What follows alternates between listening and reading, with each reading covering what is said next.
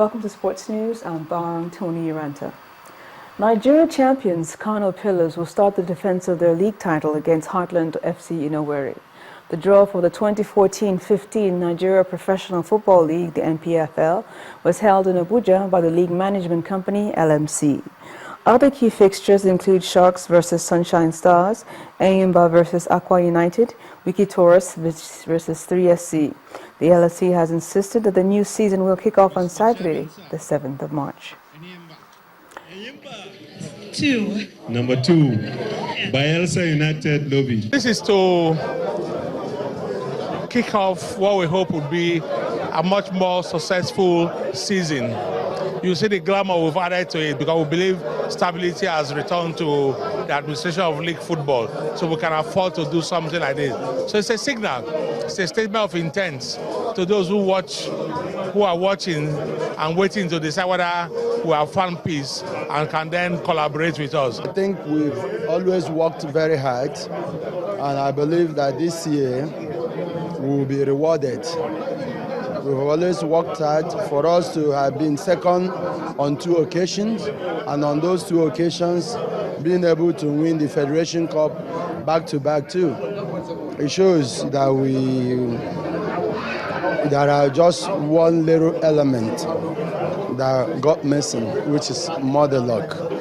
Okay, but football is not just depend on mother luck.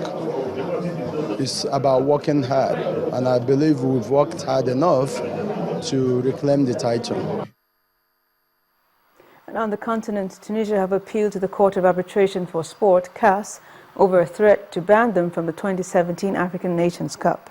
Tunisia were ordered to apologize to the Confederation of African Football, CAF, by March the 31st for insinuations of bias and lack of ethics against CAF and its officials at this year's tournament in Equatorial Guinea. CAF said that if Tunisia did not apologize, they would be kicked out of the next competition.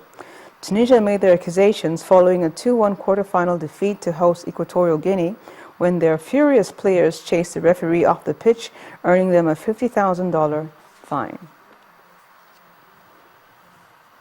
And elsewhere, former Portugal international Luís Figo is proposing to increase from 32 to 40 or even 48 teams at the World Cup finals as part of his FIFA presidential manifesto launched today.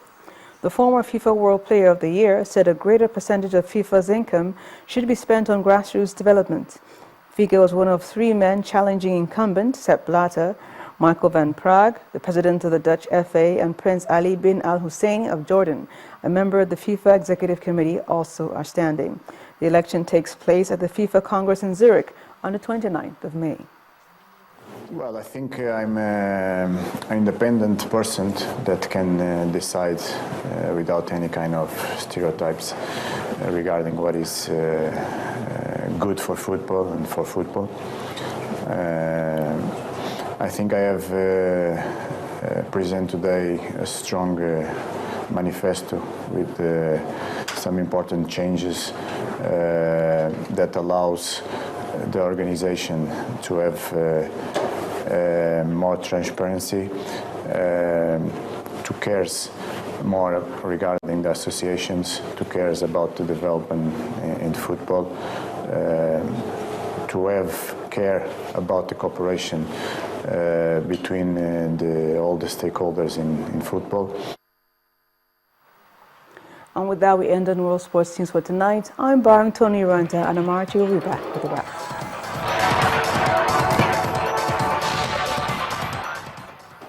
The temperatures have been falling across many cities in the United States as bitterly cold air comes in from Siberia. Temperatures are currently set to be 20 to 40 degrees Fahrenheit, below normal for the month of February in the eastern half of the United States, causing major disruptions to normal living. As schools are said to have been shut down in Chicago and train schedules have been affected. Temperatures in the capital, Washington, D.C. are set to reach 2 degrees Fahrenheit. Record lows have also been recorded in Kentucky, where they're negative 8 degrees Fahrenheit. The rest of the state is below 0 degrees. Even Orlando, Florida, is expected to see dropping temperatures. Meteorologists say this will most likely continue until tomorrow. There have been extreme cold warnings also in the Canadian provinces of Ontario and Manitoba. Meanwhile, shelling has been reported from several places in eastern Ukraine despite the official ceasefire between government forces and the pro-Russian rebels. Cynthia Are has more.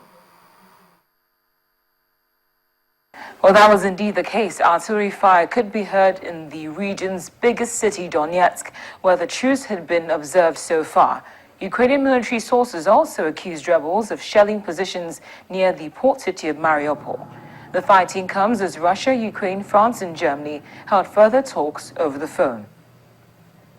Then a teenager who was armed with a 12-inch knife and a hammer when he was arrested has been found guilty of planning to behead a British soldier.